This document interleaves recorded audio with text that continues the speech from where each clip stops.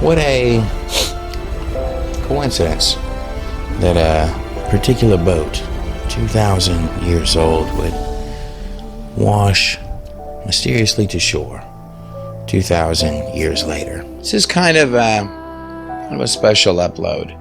Some things, some clips from the end of Holy Land. So it's quiet. It's quiet. So all you have to do is look forward. Look forward. Imagine yourself. We're back in time.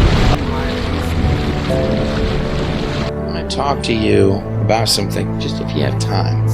After that, I'll tell you some things I've wanted to tell you for quite a while about the Book of Enoch.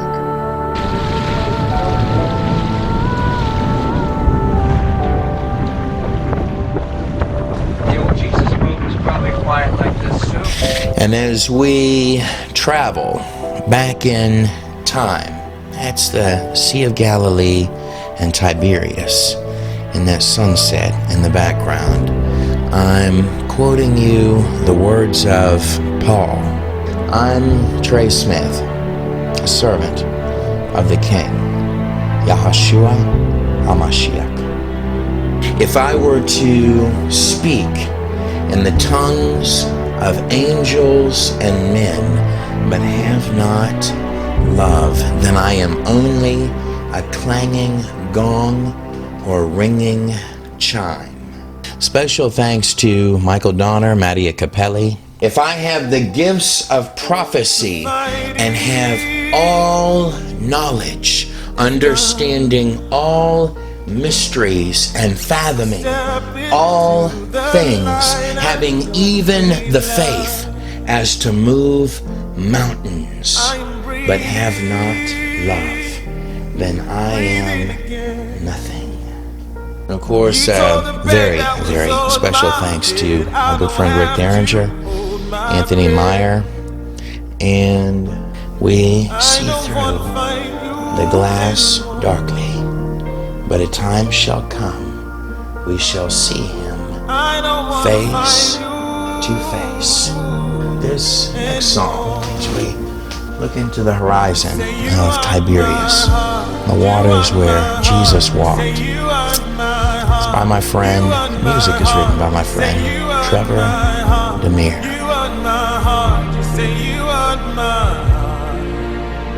What you can't see is more real than what you can, and it always was. Always.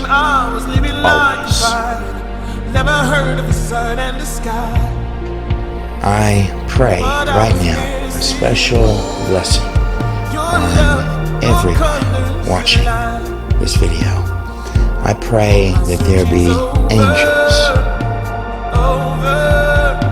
where you step, to your right and to your left, that where you stand, there be a hand of protection on your life, particularly in the moments it doesn't feel like it.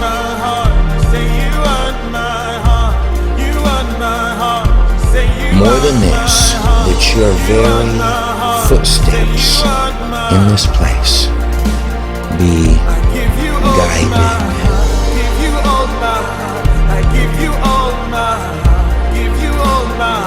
You know that heart-shaped Sea of Galilee, like the harp that David used to play, is exactly 7 miles wide and 14 miles long? What a coincidence.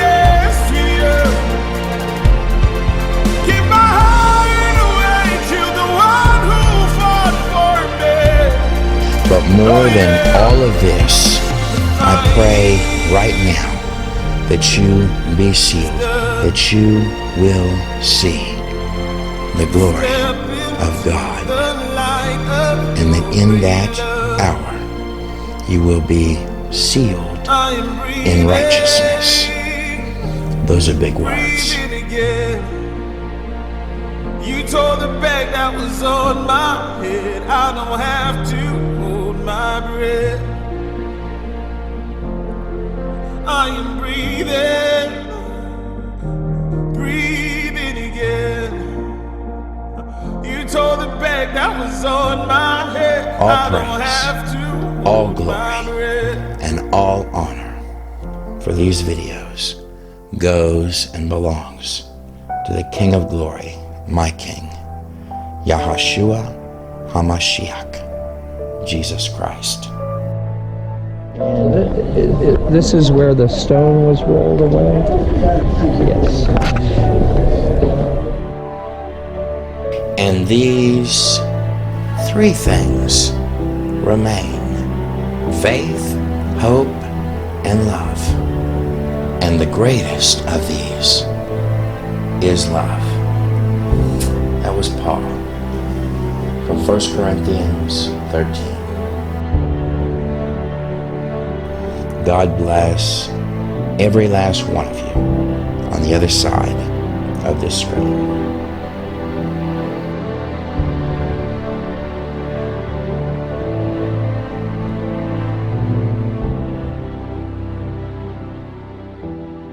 We're going to be doing an entire series on the Book of Enoch. This is my view, and I'm going to be able to establish that to you as well. In my view, that book Enoch, that's a pre-flood text. These are the words of the blessing of Enoch. This is where we start. There are 5 books in the Book of Enoch. 5 in Hebrew, and that's a symbol for it. The He. And that language of it, just like I covered in the God. Oh, we go deep into the letters. If you haven't watched the God Dimension, you need to watch the God Dimension. That is the tongue of angels and men up there, that language. Wherewith he blessed the elect and righteous. Those are 2 different groups. In Beaumont, you used to have groups of ladies that would come, and they were all prophetic. They would get together. And in fact, your house, you had said for years that your house was going to go, and other ladies had said that there's something about this area, that houses need to be sold because they're going to be underwater one day.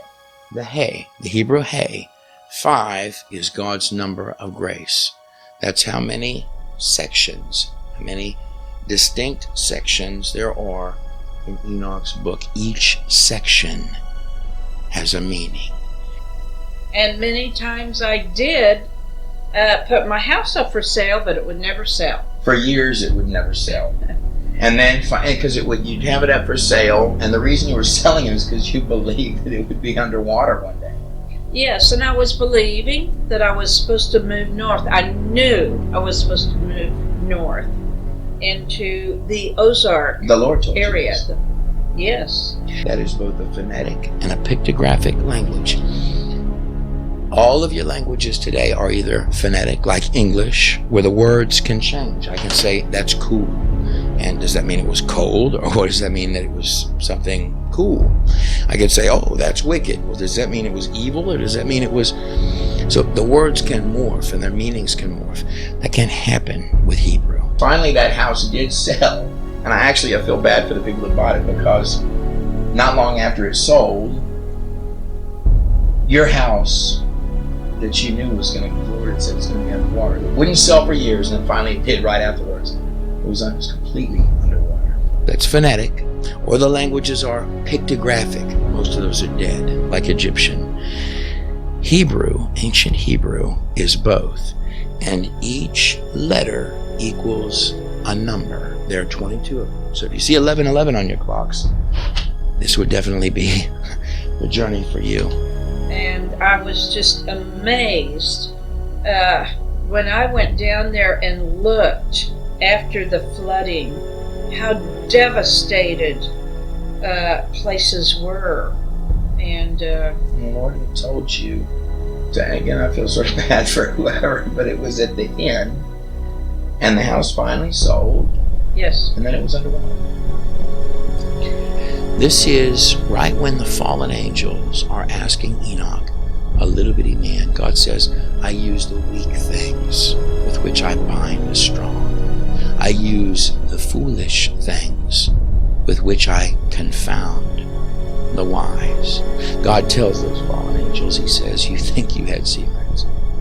Little did you know you only had the worthless ones. I was in that house in Sour Lake, Texas, just north the of same one Beaumont. underwater after you saw the water one. and I was late. I had gone to sleep late, and I was awakened. I mean, just abruptly awakened, and the at 2:15 in the morning, and the room was full of light. It's a complicated calendar. Your ancient calendar, your calendar systems today, your Western calendars are all the Gregorian calendar. That's what you're using if you're in the United States or Europe. You're using a Gregorian calendar. A solar calendar is based on the sun for the sun worshiping nations. If you're in Israel or you're in the Middle East or in the Eastern countries, you're going to be using a lunar calendar like Islam. It's a moon. Its symbols are all the moon. You're using a lunar calendar. Enoch's calendar combines both. Tick-tock, tick-tock. I can see everything. I have to have glasses to see unless I'm up close to somebody or reading.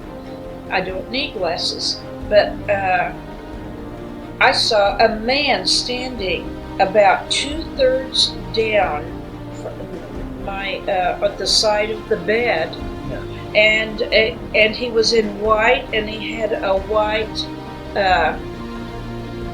covering on his head, like a shield.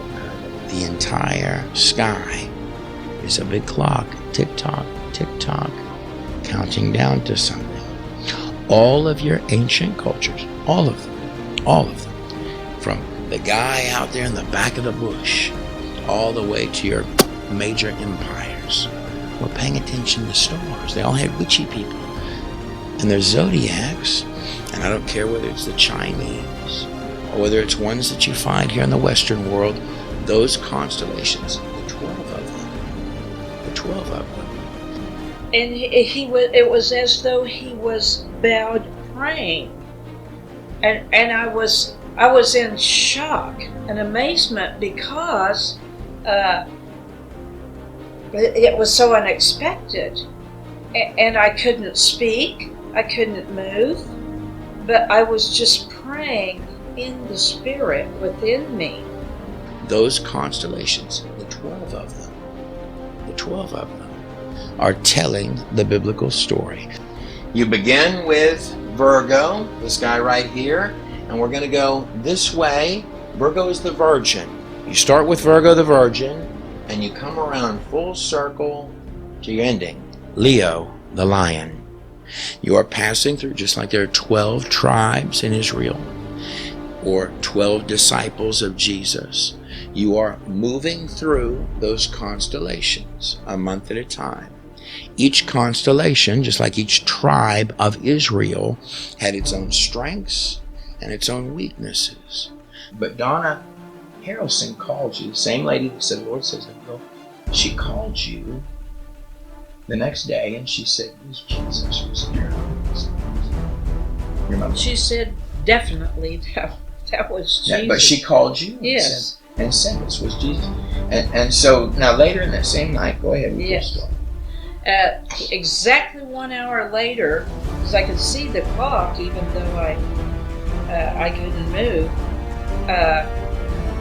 exactly 1 hour later, all of a sudden, I had gone back to sleep.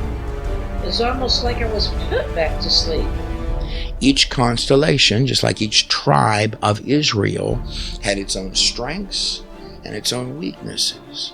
So you're passing through the strengths and weaknesses of your heart through all 12 sections. And in a complete year, you've gone through all of your strengths and been tested in all of your weaknesses.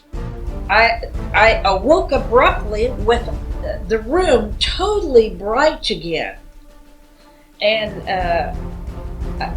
what I saw was a man standing right next to the door to go out. And his eyebrows were where his eyebrows were was the very top of the door. And so his head was right at the ceiling. And I was just literally amazed. I saw everything, what his clothing, what he looked like, and his eyes, and I knew it was an angel, and an angel that the angel that was around me all the time. He was just dressed in street clothes. Vav right there. That Vav, that's the only letter which connects heaven to earth. The Vav. It's also the symbol for the nails that were in Jesus' hands and one in his feet. 3 nails, 666. That Vav right there, even the rabbis, they will start their scriptures in any authentic or really hardcore Orthodox Jewish Torah. They're going to start the scriptures with the Vav because they believe it connects heaven to earth. The Vav is the symbol for man. Man is the connecting piece between heaven and earth.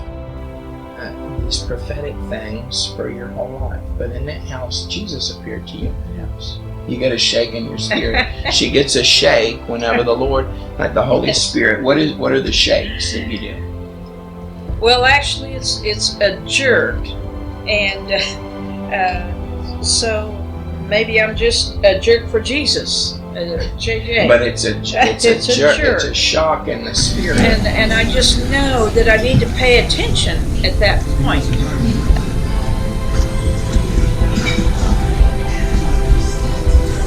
Tell me about the journey.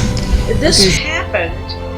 I began to have this happening during a Kim Clement meeting when we went to Florida and went on a cruise, you and I. Oh wow! It's Let me come right up on it. it was made for him because he loved to journal so much.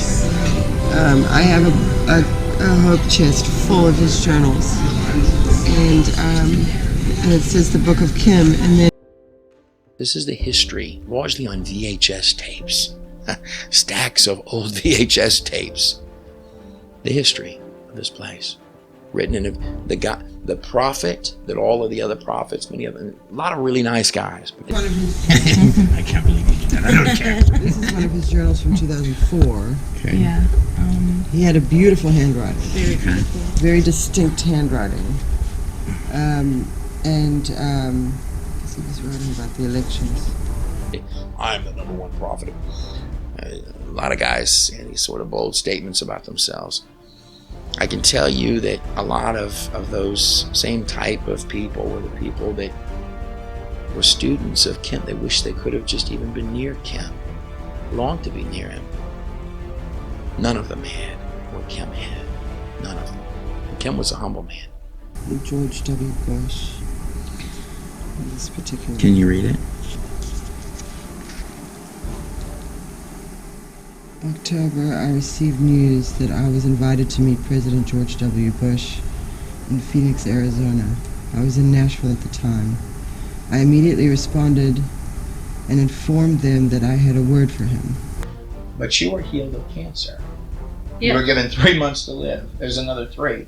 You were given 3 That's months right. to live. And the nurse didn't even want to write on there because this cancer was the size of a cantaloupe. Yes. And the doctors had said, she's going to die, she's going to die, she's going to die. There's nothing you can do. And you went around and you put faith scriptures all over. You were speaking. I learned a lot of the faith scriptures. All right. From My those- sister did that. And they were everywhere. God speaks in the still, small voice of the Lord. Not the flashy neon signs, but the still, small voice of the Lord. Yes. And you begin to say, no, I'm not even going to go to chemo. And I didn't want to. they wrote on there, you said the nurse, because they're so used to being right because they're the doctors and they should know. And no one lives through what you have. but they had to ride on their heel. At the end. And she didn't want to, because it was like in defiance of what they had said. She's going to die, but now the cancer is gone. Never came back. Never came back. That was 28 years ago, too. And from them I heard everything. And from them I understood. Pray for understanding. If there's in this place, pray for understanding. But mainly pray that you make it to heaven. This book is going to point you like a beeline straight at the Mashiach, the Messiah, the Christ. And so I found that interesting because it talks about him being a citizen of heaven living on earth. It was almost like he was, I don't know, it sounds crazy to say this, but it's almost like he was going back and forth. And he couldn't speak. And maybe there was a reason for him not being able to speak, because maybe he was seeing things that he wasn't allowed to tell us. Clouds invited me, and a mist surrounded me, and the course of the stars and lightning sped and hastened me. I asked the Lord, I said, Lord, I know something's going to happen. I said, when is this thing going to be? And he spoke a date to me, that whatever it was I saw was going to happen that day. And anyway, that's the day that we bombed Kosovo. And winds caused me to fly up and lifted me upwards and bore me into the heavens. The Lord said, the rattlesnake is in the desert. And I was like, wow, and everything. And then that's when the Lord began to speak to me. He said it 3 times? Mm-hmm. Like 2 or 3 days apart. And the Lord spoke to me. He said, you're going to write a letter to President Bush, and you're going to tell him. And I went in until I drew nigh to a wall. Now this is all in a vision. Enoch went to sleep and stepped into another place, and this is what happened. Mist and winds, and he lifted up until I drew near a wall which is built of crystals. Uh-oh, this is sounding a lot like John in Revelation, isn't it? And that rattlesnakes always would hide in the ground or underneath a rock or like a crevice in the ground. Him being from Texas, he'd be familiar with the nature of a rattlesnake. And surrounded by tongues of fire awaiting the day of their release. It was tongues of fire that fell on the day of Pentecost, wasn't it? Anyway, that's where they found Saddam Hussein. And people didn't think that there was weapons of mass destruction, but as a matter of fact, I didn't bring that up tonight or anything like that with the guest here, but and I went through those tongues of fire and drew nigh to a large house, which is built of crystals. That they went in before we went in to Iraq, and the shock and awe, and that they went in and helped move weapons of mass destruction over into Syria. And you know, the Bible says that Damascus will be destroyed in one day. And the home of that house was like unto crystals, and its ceiling like the path of the stars, and there were lightnings and fiery cherubim, and their heaven was as clear as water, and a flaming fire surrounded the walls, and its portals blazed with what looked like fires. I wanted to show you guys this book that I'm holding in my hand. This is called The Golden Rule. This is a book, and there aren't very many of these in the world. This is a book about my family history. This was put together years, decades, probably 30 years ago now. Put together by my mother and also my cousin Lisa. Man, this was back, you had to lay all the pages. At first you had to hunt down all the stuff, because this was what my mother wanted to do, is put together our family history. My family history.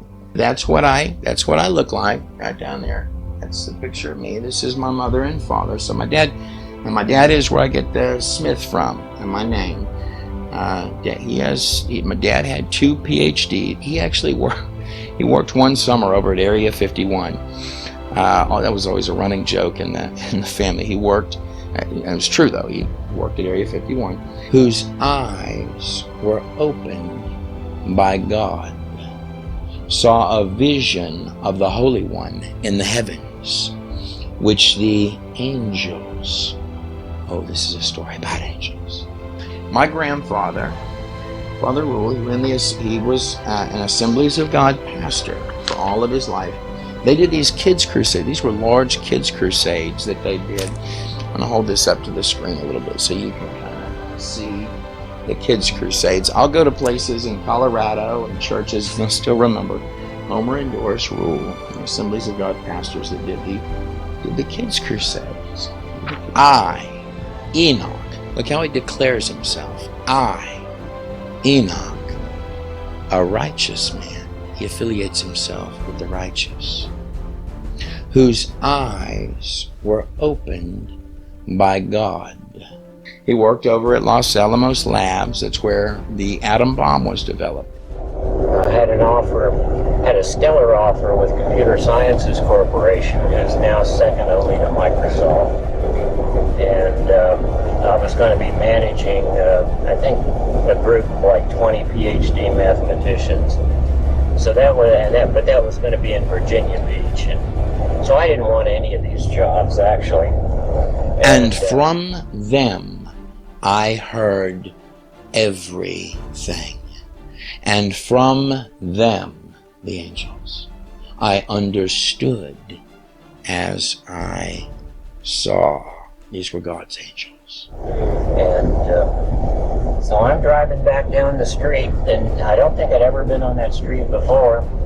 And I'm passing by these 3 buildings, and this voice says to me, well, I'm at the second building, says your job is waiting for you in that building. Oh, wow.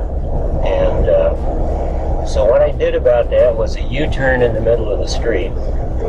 And I walked in, and this place was austere. This was Shell Research, and I mean, there's no marquees, there's no name, there's no literature on the table. They developed the software that does the security software, or portions of it, that would take things in and out of Wright-Patterson. That's supposedly where the aliens are kept. He retired from Shell. He's the intellectual of the amazing. Table. And so there was a receptionist, and I walked up and I said, my name is Carl Smith, and I've heard you're looking for some good people. And I didn't bother telling her where I heard that was 5 minutes ago in the car by myself. And we're going to begin going through this. Sometimes, probably, I'm hoping to even do some of it on live streams. I'm reading to you right out of the Book of Enoch. My mother, she was ultra spiritual. She's the one that actually put this together. Golden Rule, this book. Here we go. These are the words of the blessing of Enoch, wherewith he blessed the elect and righteous. Those are 2 different groups, who will be living in the day of trouble, when the wicked and the godless are to be removed. But Homer and Doris Rule, my grandfather and grandmother, he was an Assemblies of God pastor. And often they didn't even have, the only thing they had to eat was donated to the church. They were very poor. They always had food, but they didn't have much. Grandfather wanted a house for his family, a home for his family. The elect generally refers to Israel. God can use either term for either group, or both terms for both groups. But in a general sense, these are distinctly separate things. And that becomes more and more clear as you go through the text. Elect Israel, righteous the church, both with separate promises, and both have to be tied up. The strings for both. All of the storylines that you're watching through your Bible, those strings have to be tied up neatly at the end. The elect and righteous. He went to a subdivision that they were building in Lawrence, Kansas. He went and he laid his hand and just prayed, said, Lord, I don't know how it's even possible, but I want a home for my family. Well, not only did he get a home, but he got that very home on the very lot that he prayed over and said, I, Enoch, a righteous man. He affiliates himself with this group called the righteous that comes at the end. Abraham trusted God, and it was accounted unto him as righteousness. Abraham was a friend of God. This is actually, there's so many words we use, we don't know where they came. The first time you find the use of the word friend is with Abraham in the Bible. Grandmother had always wanted a fireplace. She never got to have a fireplace. Big Bud heard Homer wanted to buy a house someday. They owned one home, and they both lived and died in that home. One day he called Homer into his office. Big Bud called everyone by their last name. When Homer walked into Bud's office, he yelled, Rule, get in here. Homer thought he must be in some terrible trouble. I hear you want to buy a house, Bud said. The rules. Homer endorsed Rule, my grandmother and grandfather.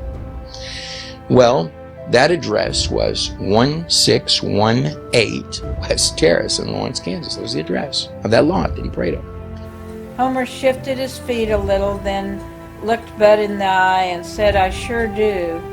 Bud handed Homer a slip of paper with an address written on it. It read, 1618 West 22nd Terrace. 22nd, you've got 22 letters comprise this language behind me. 22 letters. 11 and 11. So if you see 1111 on your clocks, I guess somebody's been calling you to look at these little letter guys back here. Abraham was a friend of God. A friend is an unusual category because if you were inviting people to a party, you have some friends that you'd say, oh man, I can't really stand that guy. He does a lot of things that I don't like. But let him into my party because he's my friend.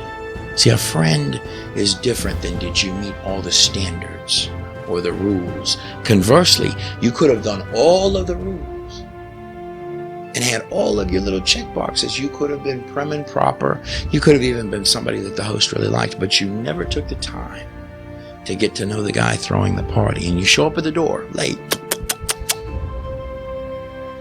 And they say, be gone from me.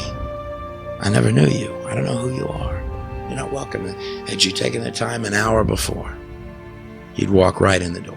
Well, that address was 1618 West Terrace in Lawrence, Kansas. That was the address of that lot that he prayed over. And that number, that's why when we were in Israel, we began to see numbers. It's like the Lord is speaking. The Lord speaks through all sorts of ways. Began to see numbers all over the place. Well, I'd always use this number, Grandma and Grandfather Rules, address on ATM cards, on 1618, on codes for everything. Don't try it. I've changed them now. I, Enoch, a righteous man, whose eyes were open. The eyes need to be open. By God, saw the vision of the Holy One in the heavens, which the angels, this book of Enoch, we're going to be going through angels. This is a story full of angels. In fact, the Bible is a book telling you that you are living in a subset of a much larger and far more complex place that is teeming with life. And guess what I found out? That was Stan's number. We all had to change it. Everybody knew everybody's number. Everybody knew each other's what number? The PIN number for their bank accounts. Because they were all what? 1618. 1618 West 22nd Terrace. But this number followed me my whole life. It was my number for 1618. Well, so when I got home from Israel, I thought, well, this number I've been using on everything. From the name Golden Rule. I decided to type that into the internet, and do that when you leave this video. Then come over to God in a Nutshell. I want you to watch our new Enoch we're putting together. But that number for that lot, type into Google 1.618 and just see what it says. See what it is that you find. I come from the Rule family, the golden rule.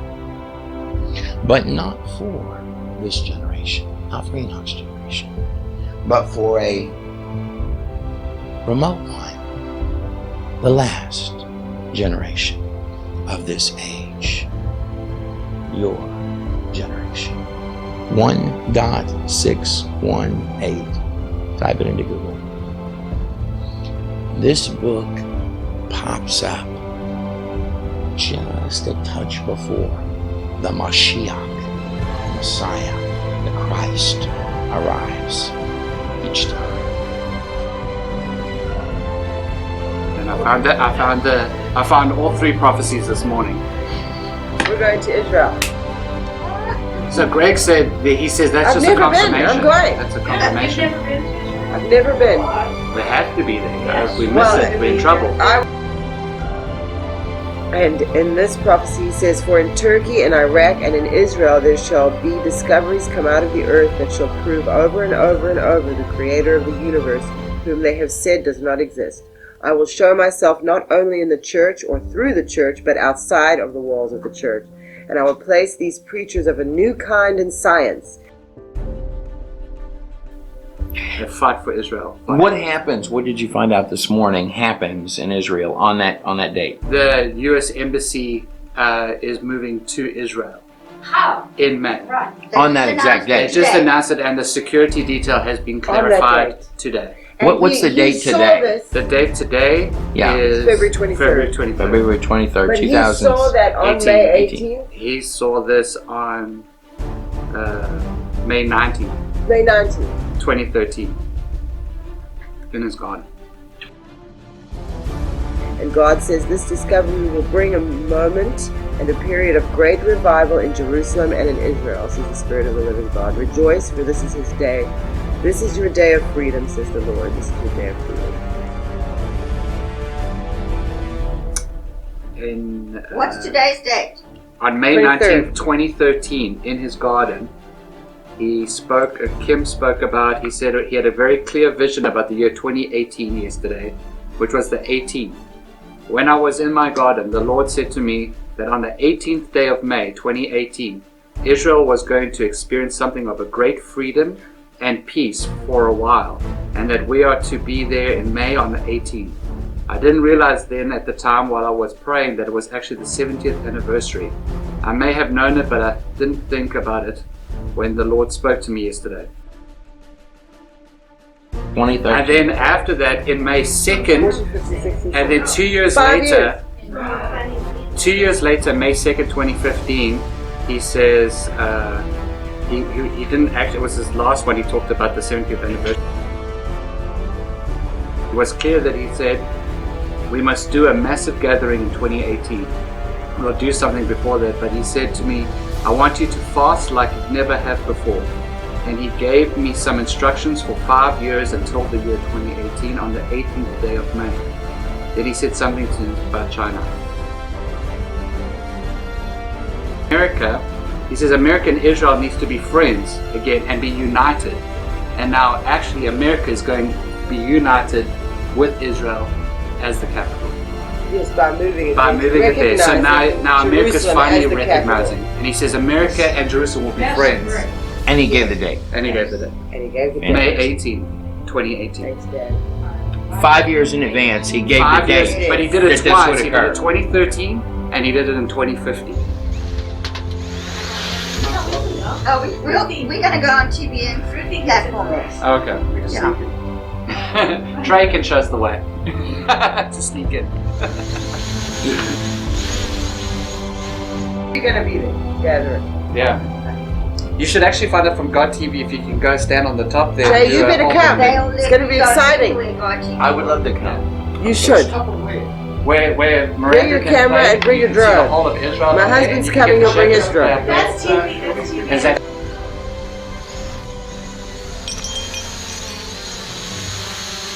The Rules, that's the name I came from. My maiden name is Rule. And so this is all of a story concerning Grandmother Rule's. And these aren't for sale. This is not for sale. No. We're just talking. Kim Clement's family. Kim Clement's family and the prophecies. This is a man, he not only predicted 9/11, he not only predicted Trump's presidency, a lot of people don't know, he predicted 9/11. He would sit there with the FBI, maybe it was the CIA today, but they would come in. He wouldn't share very much with his family about, because that was the deal.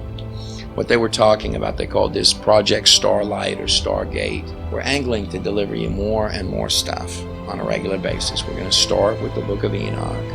And I want to say thank you to each and every one of you that would trust us to come do this study with us. So this is something, and you gave, because I got things from grandmother and grandfather's house, and this was one of the things, because they had lots of stuff that was like golden rule. This was a man, he had special scrolls for people like presidents, people like, and they would call Kim. They would want to meet with Kim. Having these on your coffee table, they're designed to look beautiful on your coffee table and to be the baddest dogs on the block. That's what they're designed to be. We had about 9 different meetings on the ship in 3 days, and the Lord, 3 days, and the Lord used Kim Clement to talk about the world conditions or things that were happening, and his prophecies they came to pass. He called only 2 people up in those 9 sessions to give words to, and Trey was one at 15, and another couple was called up that were missionaries. Then he said to you, we're going to put up stuff regularly. You're actually supporting the ability to do this at all. And I thank every single one of you for that. You know, I was one of the few people that had the privilege of being in the room when Kim was ministering, and I also was on stage with him. And that was an experience. It was experiences I can't really explain. It was otherworldly. You're who made any of these, from entities to thoracic to the first one. This was the knife's edge of the spear. Back when I was making this, there was Ken Haveen and everybody bad-mouthing. They even put him in jail to shut him up. I was terrified, man, when I was making it. I thought, oh my gosh. And the Bill Nye thing came out, and everybody, and all the atheists went, wow, yay, we won those stupid Christians. Well, there was one stupid Christian that was sitting there day after day, and my lights, I had these heat, horrible, oh my gosh, I had a bucket there just to clean sweat off while I was making this thing. And I thought, the Lord is, this is going to go nowhere, and what few people do watch it are going to laugh at me. I always remember my dad taking me, but my dad he was a prophet, and he was a rebel, kind of like Kim. Yeah. And so the church didn't know how to take him. And my dad his ministry was called Kick Satan's Ass International, KSA. So, and Kim was when I finally met Kim, was Kick Double Butt. He toned it down just so the churches wouldn't throw him out. You work for a man that Israel wouldn't be there without. That might be true. Israel might not be there without the man that you work for. Yeah, it's kind of crazy. It's hard to say that about one person, but yeah, it's things have gone into implementation of just a few people. That it's been in the works and kind of like falling in place and everything. But yeah, you're kind of right. You're right. The United States is going to coincide their embassy move on that birth date and recognize Jerusalem as the capital of Israel. They're going to move from Tel Aviv to Jerusalem. When I was a child, my dad was a prophet and prophesied over me and would tell me, son, you are a prophet. My anointing will be greater upon you. But there will come a time that you will serve the end time prophet, the greatest prophet in these days. And you will serve him and you will protect him. So I used to, as a boy, would say, come on, man, because the Sanhedrin's back and they're putting pressure on Trump to move the embassy back on this date. They also are putting pressure on Trump to rebuild the third temple. They put his likeness on the temple tax, and I believe it's Exodus 30, the half shekel temple tax. They've got his likeness and Cyrus's likeness on that. Now that's a discussion we could spend a lot of time on. About 10 when he started prophesying it over me, and then he would periodically, when I was 14, 15, 17, 18, he would always do it, and it got to the point where it was annoying. And then the thing I find really interesting about that is that how in the book of Psalms it talks about a generation being 70 years.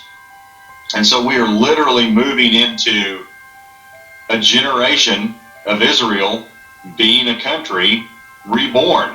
Yesterday, Donald Trump defined Jerusalem as the capital of it. Do you have any thoughts on this?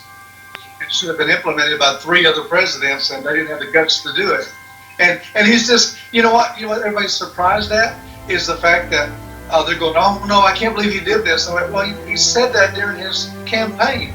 He's just following through and doing what he said he was going to do on his campaign, and we're all shocked. I would go to one of the Kim's meetings, and my spirit just leaped inside me, and it was packed. There was just people out in the streets, monitors in the streets.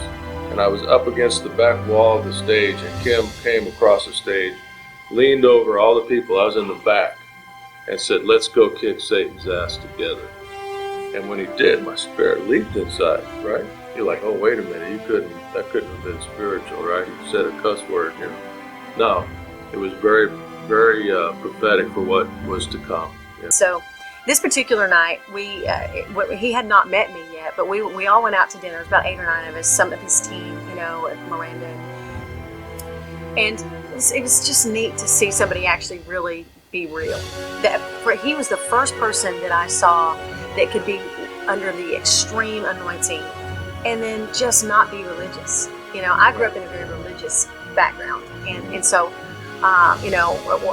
the denomination that I grew up in, drinking was bad, dancing was bad, and yet Jesus' first miracle was water to wine. So anyway, we went and had wine that night, and he was talking about how he prophesies. I remember the most. I remember the rough years when we had nothing. He would give away his last dollar. Yes. Yeah. He would give his last dollar away. Yes. There were times that he did. So my father, I brought him to one of his meetings, and at the end of the meeting, I said, "Well, Dad, what did you think?" He said, "Boy, that's the prophet I've been telling you about." Nice, beautiful place, and elegant. Was really super classy, and I just thought, that was a paradigm shift for me, because most Christians are broke, or they think they need to be broke, or and it just really barely getting by, and that's not how Kim operated. He operated in abundance, and he was the first person that really gave me permission to be wealthy as a Christian, and to understand that funding the kingdom is a very real part of of what some of us are called to do. Now, when you have dinner with him, I said, I ain't gonna have dinner. I don't even know the guy. He said, no, when you have dinner with him, you tell him he's walking a razor's edge. And really how the Lord uses the gift. And we were actually bouncing, a wine cork, and if it landed in a certain glass, he would say, okay, well, let me see if the Lord will give me a word for that person. You lean a little to the left, it'll cut you. You lean a little to the right, it's going to cut you. But that's that anointing. It's the most powerful anointing, but it's a price to pay. So you got to walk it straight.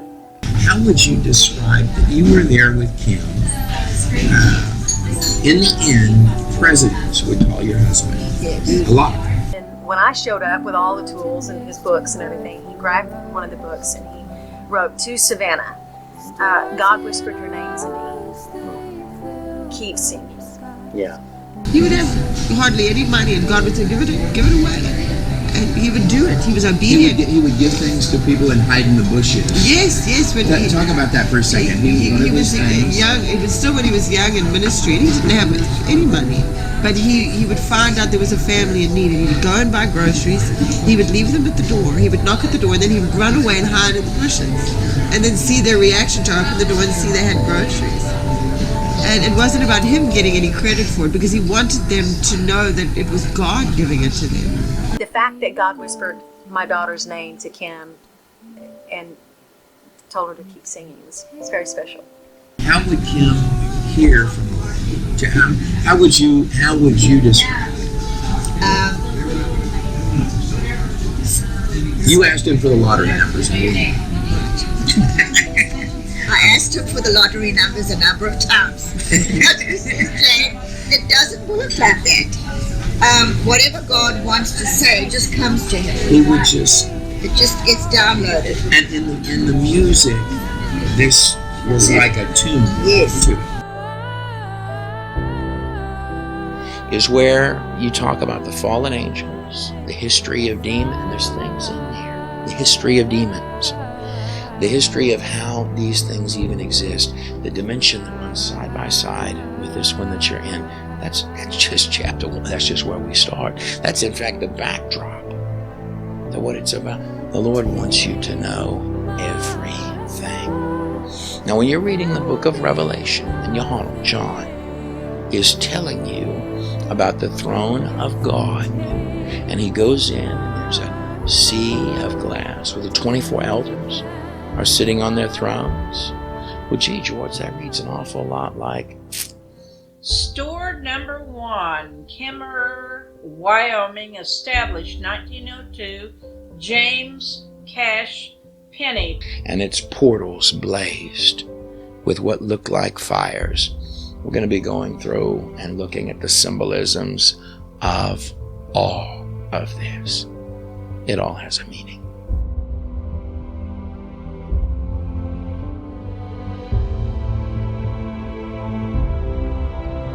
That's J.C. Penney, and his very first store was called the Golden Rule because he wanted to live by the Golden Rule.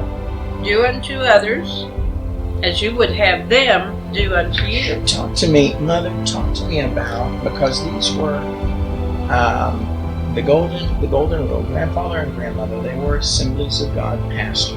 Yes. And we're going to walk through, and my hope is to give you more than you bargained for. That's my hope. And that part, if I failed you yet, that part will never allow us to. I'm Trey Smith. God bless every last one of you on the other side of the screen. Can you imagine a double portion of Billy Graham? Can you imagine a double portion of some of these great men of God in this generation and in this time? That's going to happen. That's what I saw when my father passed.